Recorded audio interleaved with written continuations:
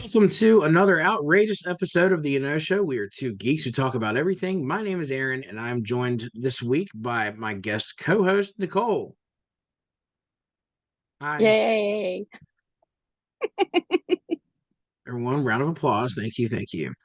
Today we're talking about the 2001 medieval adventure comedy, sort of comedy, A Knight's Tale. Nicole, this is pretty much your favorite movie, right? Absolutely. Yep.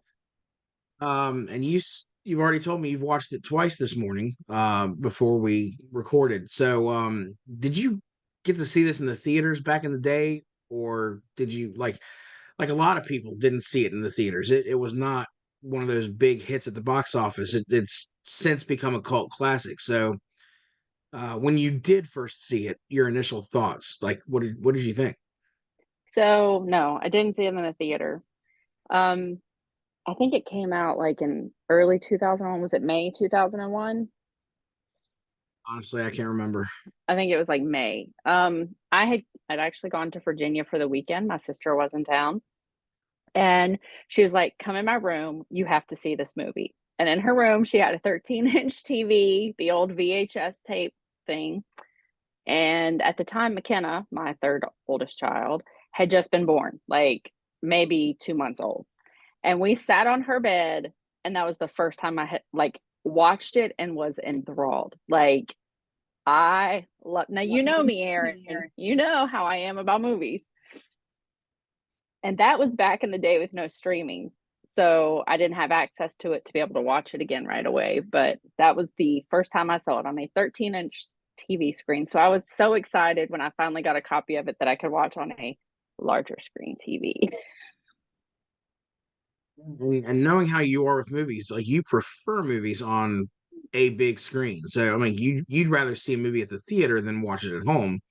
So Yeah. have you ever had the opportunity to see this in theaters? Has it been re-released in all these years that you Mm-mm. know of? And we watch for it, the flashback cinema will do old movies and we'll constantly watch to see if it ever pops up, and I've yet to ever see it. Like this is one I would do. It was kind of like the Wizard of Oz, getting to see the Wizard of Oz on the big screen. That's how I feel about this movie. I don't know. You know how during COVID you could rent out a theater and get them to play a movie, and I wondered then, like, can they get their hands on A Knight's Tale? Could we rent out a theater Yeah. and watch it? But I would love to be able to see it on the big screen. I'm Maybe sure, someday. I'm sure you can like do that because I remember this was it was after COVID, but uh still a couple years ago. Like we rented out the the big theater at the Grandin Theater in Roanoke. Oh yeah. And for my grandmother's birthday, we did a showing of The Sound of Music, Oh and yeah. it was just like family and friends that were able to come, and it was really neat. Hmm. So I don't know if you find the right theater, they'd probably do it for you. Yeah. It's going to cost you, but Yeah. uh, you have to make it worth their while to close down a theater for a showing, and Yeah. but So the plot follows Heath Ledger as William. He is a peasant who poses as a knight to compete in medieval jousting tournaments. So what did you think of the premise? You've got this medieval story, but it's also packed with like modern music, and you got like all these anachronisms that wouldn't have existed in medieval times, but still makes it fun. Right. Yeah, So so go with ahead. this movie, I didn't know when I started watching it. Like it was just called A Knight's Tale. It I did not I don't even think I knew even right away. It wasn't until we met Chaucer that I realized. So back in high school in literature, Chaucer's Canterbury Tales was one of my absolute favorites. So as I started piecing together what was happening on the screen, that this is like Chaucer, like this is, and he's writing about, A Knight's Tale. I think that's probably part of a little bit of the draw of that movie for me because it all like started falling into place as I was watching it and realizing, oh my gosh, this is like one of my favorite stories. I mean, A Knight's Tale, not necessarily the movie. They're not, it's not the same, but Right. you know. And the other funny thing is, I didn't know who Heath Ledger was. Now, I had seen The Patriot, and The Patriot is another one of my absolute favorite movies with Mel Gibson that he's in. But back then, I didn't have IMDb to pull up on my phone to be like, what do I know this guy from? So it was a long time before I put that together, that this is the same guy that is in this other movie I really like. But those came out almost back to back, and I had never seen 10 Things I Hate About You. So I really didn't know who Heath Ledger was, as I'm watching this. And I didn't know who Paul Bettany was. I didn't know anybody in this movie. So to me, it was this movie full of people I didn't recognize. So I was enamored with the story and the music. Like, I thought the music is what the whole beginning scene. When my kids were little, my dad he would sing "We Will Rock You" with them. So when that movie starts with that, I'm sitting there holding my brand new baby in tears because I'm like, oh my God, this is so special. I think Jennifer did it on purpose because she knows I'm like sentimental that way. But I read later that they chose that music because if they had played like music of that time, we wouldn't have gotten excited about it, because to us that music Right. from back then was like, man, what? But they would have been all riled up by the music that was playing. So that movie does that with that music. It immediately draws you in and gets you excited about what's about to happen. And I loved it. They sucked me in. It worked. All this takes is a few beats from Queen, and then you're done. Kind of like at the piano bar. The second they start playing Bohemian Rhapsody, I'm like, yeah. So William battles his way, or he's under the guise of Sir Ulrich von Liechtenstein, and he battles his way up the tournament ranks. He wins accolades. He woos the noble lady Jocelyn. Meanwhile, you've got the evil Count Adamar scheming to sabotage his upstart rival. Did you have a favorite character or moment in the movie? Like, who stands out for you? Paul Bettany by far is my favorite character, but he's Chaucer. Like, every time the man gives a speech, I'm like, yes. Like, every time he introduces Auric, I'm like, yes, do it again. I thought he was fantastic. I like Auric, but I was just drawn to Paul Bettany's character, and then also the Black Prince, Prince Edward. Yeah. I loved him. The whole thing at the end, but we'll get to that, I'm sure. So Well, it's funny because those are the two characters that I was actually going to talk about. yeah, Like good. I was gonna say for me, Paul Bettany, like he stole a lot of those scenes, like as Ulrich's herald, Yeah, and he's this real life writer, Geoffrey Chaucer, and just his introductions are gold. And yeah, it's like, why don't I have somebody who is going ahead of me and announcing my presence when I enter a room? Like, yeah. that is the most incredible thing I think I've ever seen. And then, but I think my favorite scene, my favorite moment in the entire movie comes near the end there. You're talking about Prince Edward when he knights William for real. Like, he's not the writer that Jeff is, but the speech that he gives there at the stocks is like epic. Oh yeah, yeah. That is like my favorite scene in the whole movie.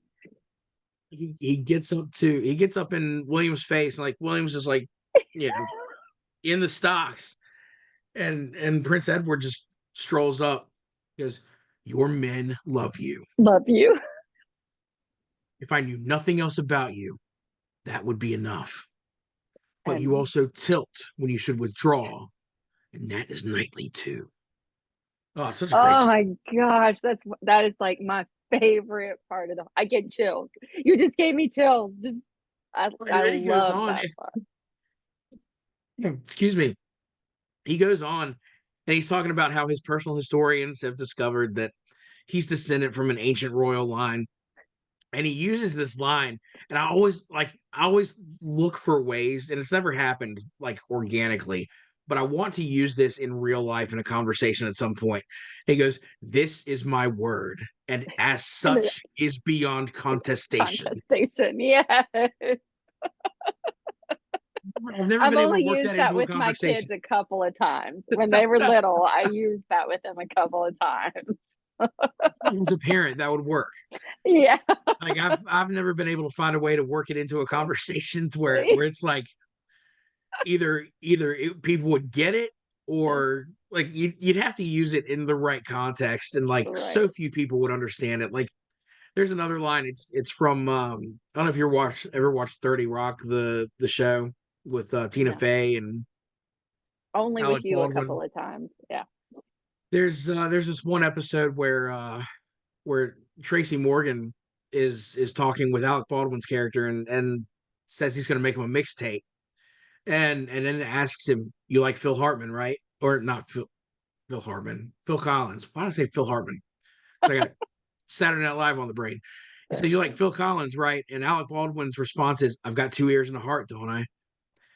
And one time when I was working for my church several years ago, one of the interns at lunch randomly, I don't remember what the conversation was, but she worked that line into the conversation and I cracked up because and I was the only one who got it. And I was like, 30 Rock? She's like, yeah. It's like that is such a great line.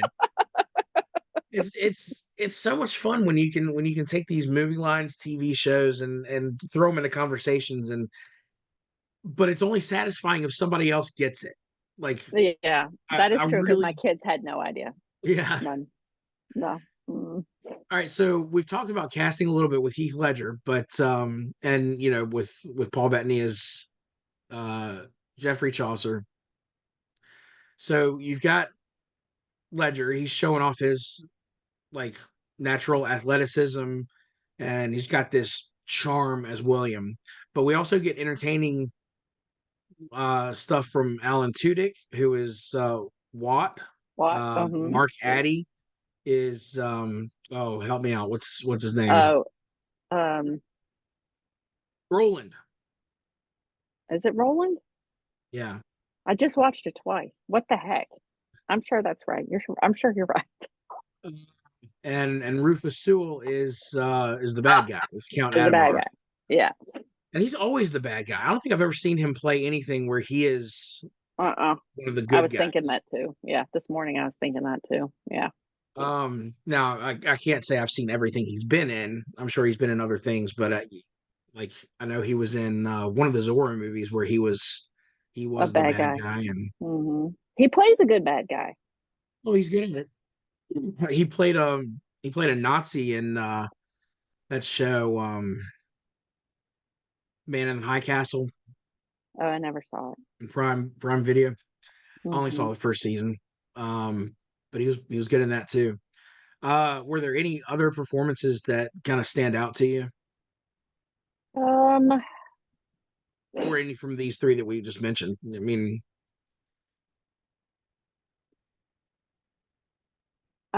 so talking about Adamar, when William is in, he's been locked up. This is before he's in the stocks, I think. And Adamar goes in and, gives him that big talk. right, And my mind is suddenly failing me what all he says. But I was thinking about it this morning as I was watching it. And it gets to the end because the whole thing through that movie is you have been weighed, you have been measured, you have been found wanting. right, Which, by the way, I will not say his name out loud because he is the name we do not speak of in this house. But there once was a worship pastor one day who knew I loved that movie. He knew I loved it. He was the one who called me the day Heath Ledger passed away to tell me because he knew I would be devastated. Sat down with me and showed me that that line was from the Bible. You have been weighed, you have been measured, and you have been found wanting. I didn't know that. But anyway, which leads to the end of the movie, which again is another one of my favorite scenes when Adamar goes down and one by one their heads pop up around him. right. And it's, in what world did you ever think you could beat me, kind of thing. To me, it's like the ultimate underdog oh, in your face. Yeah. Like I love it, but I don't know that it would have been the same. I mean, I'm sure somebody else could have played that part, but he played Adamar so well. He was such a great bad guy to me in this Yeah. movie from the Yeah. beginning. Um, and one that I loved seeing defeated at the end, but still liked his character because he did it so well.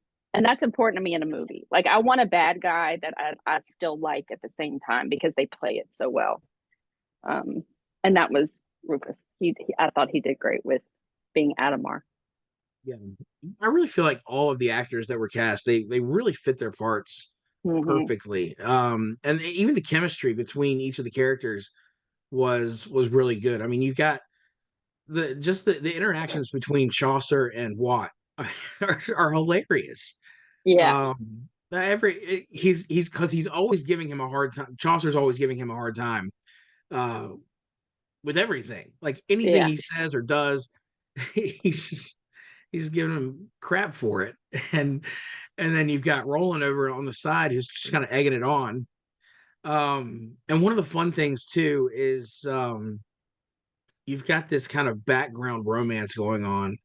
Like, yeah, the main thing you're paying attention to is William and Jocelyn, but in the background too, you've got her handmaiden and Roland kind of flirting in the background. Like, tell me you've noticed that.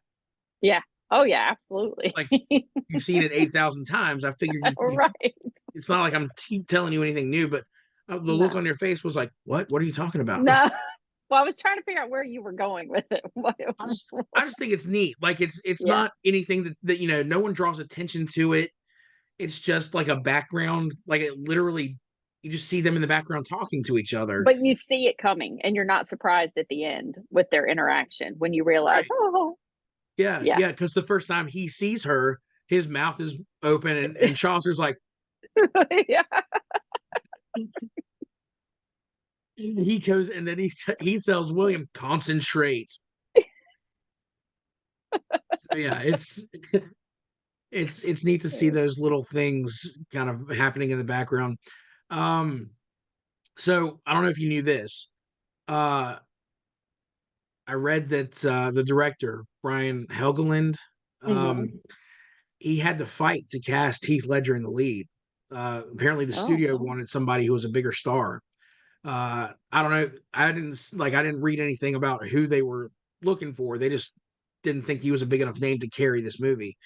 oh, But wow. luckily, the director got his wish, and like I can't imagine anybody but Heath Ledger playing this. Mm-mm. No, because I had read that he found him from being on the set of The Patriot. Like he watched him like in action, and that's when he knew he wanted him. But I didn't know that, which would make sense. Like maybe if they had had a bigger name, it would have done better actually in the theaters. But I just I think he was fantastic. Yeah, Yeah.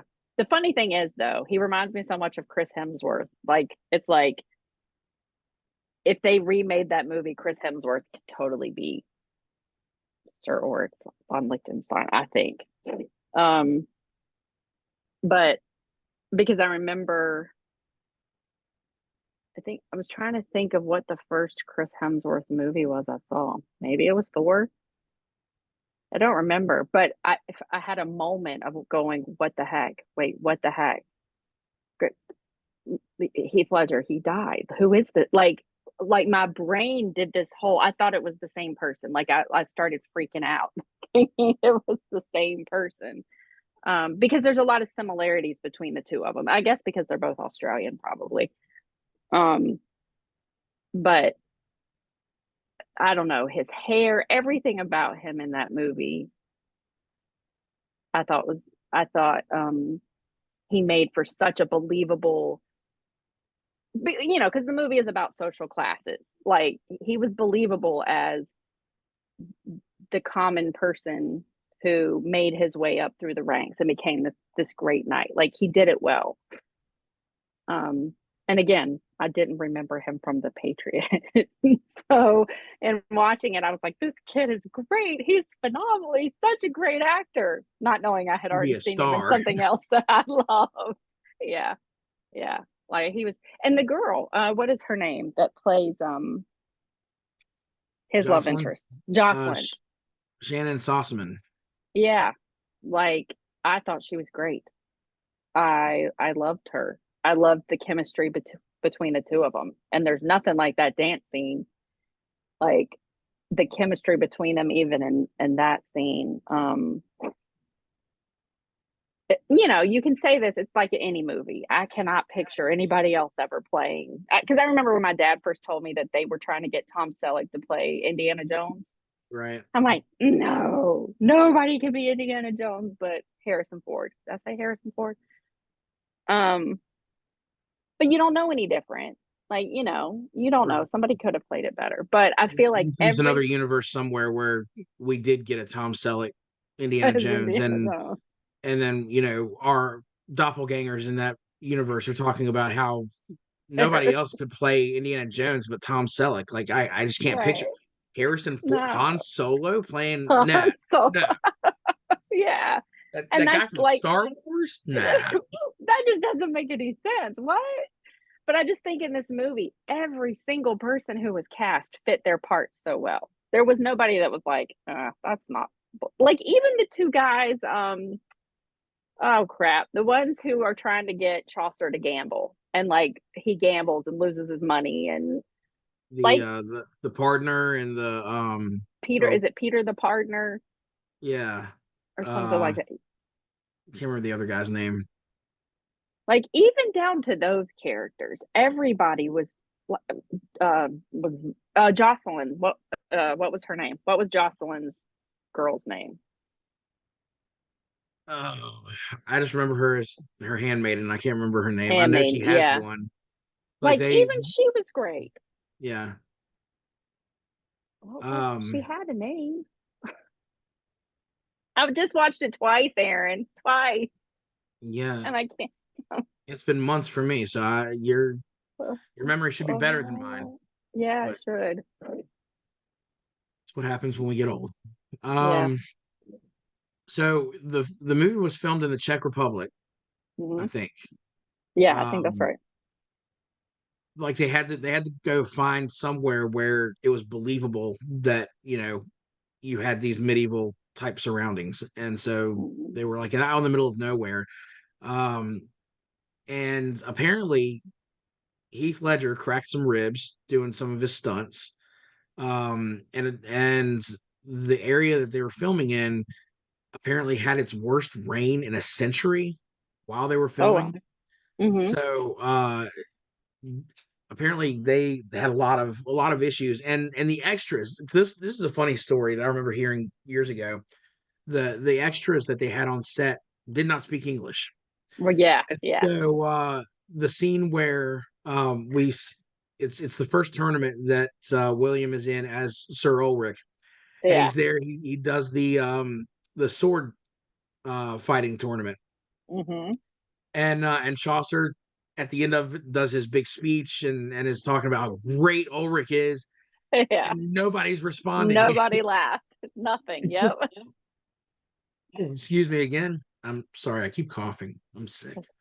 Um, but yeah, Chaucer does his big speech and nobody responds, and then you've got Roland over here suddenly going, "Yeah," Yeah. it Yeah. gets everyone, but it's because no one understood what he was saying. Uh-uh. Like no one responds because they don't They none know, of them spoke English. right? But I also read Um, that a good majority of them were homeless. oh, They were really? like, yeah, that well, a lot of them were homeless people that they brought in as extras. I'm assuming like it was a great thing to do because they had to get paid for being an extra. Sure. But I Oh, had yeah. read that they didn't speak English and that they were all homeless. Hmm. Yeah. But as I was watching that scene this morning, it always makes me laugh because it's just now that I know, like now that I know none of those people understood what he was saying. And then Roland's like, yeah, and then everybody starts to cheer. It's a great scene. It's so funny. Hmm.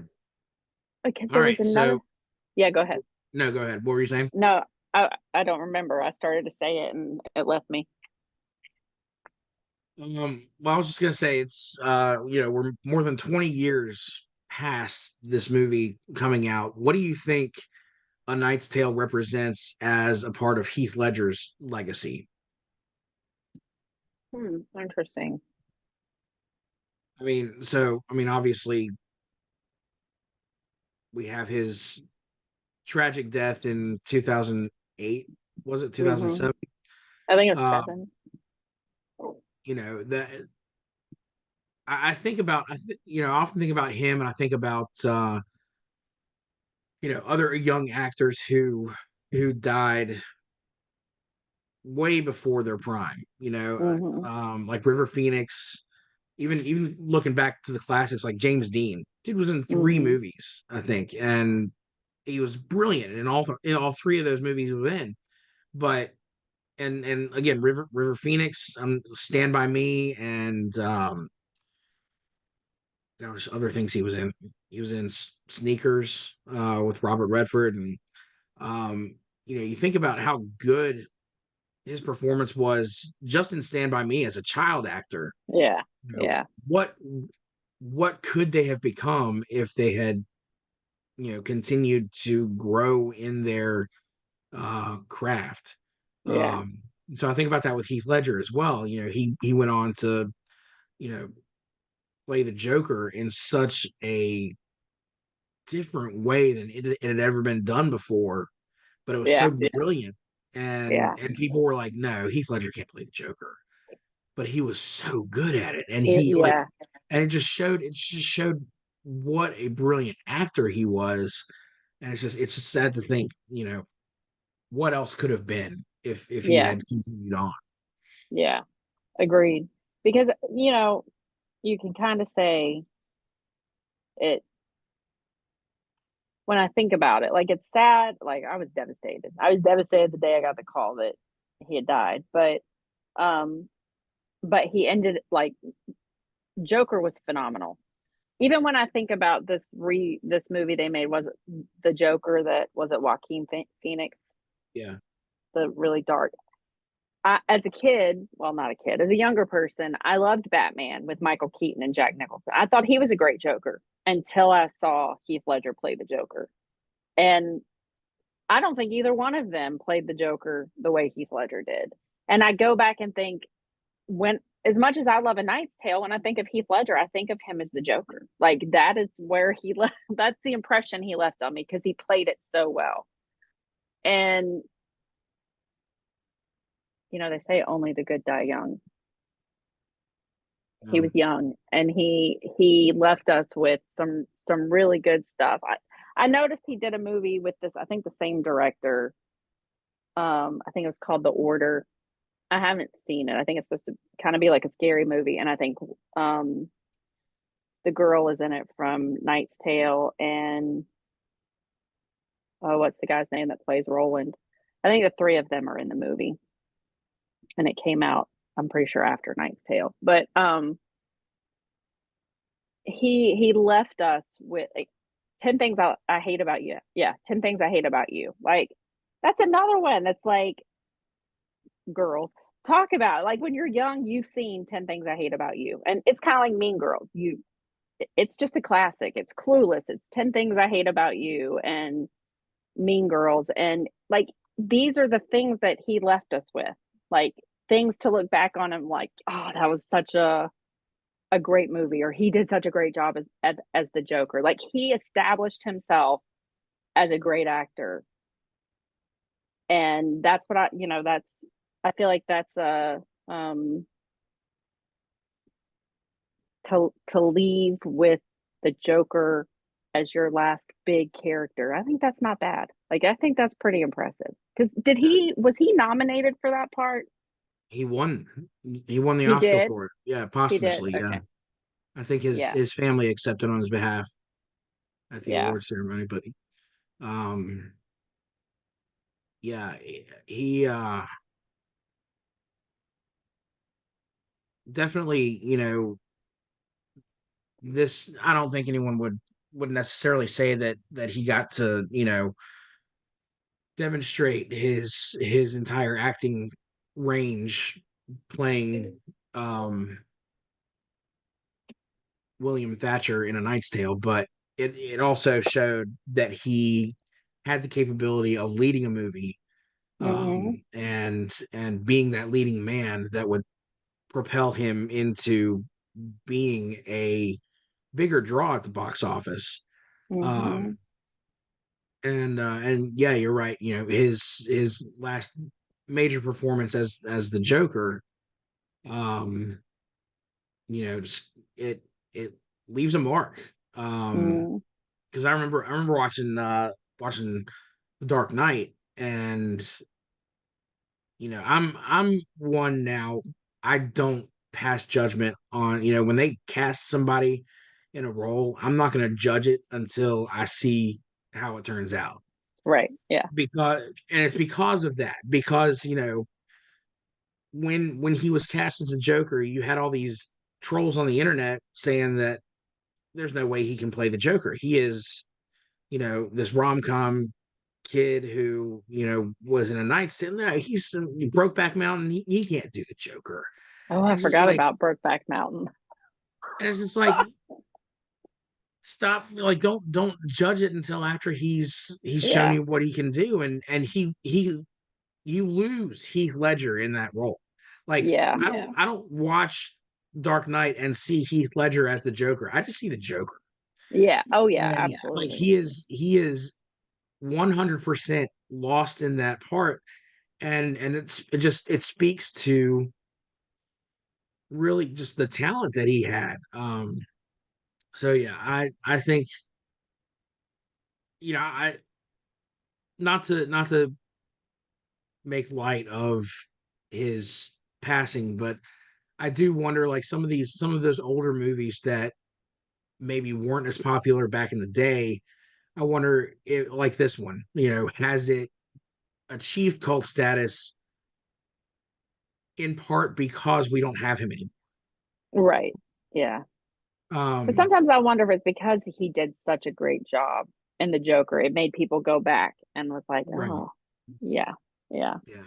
Go back and see his earlier stuff. Because yeah, I remember, Mhm. like you, I remember The Patriot and 10 Things I Hate About You. I think it's fantastic. Mhm.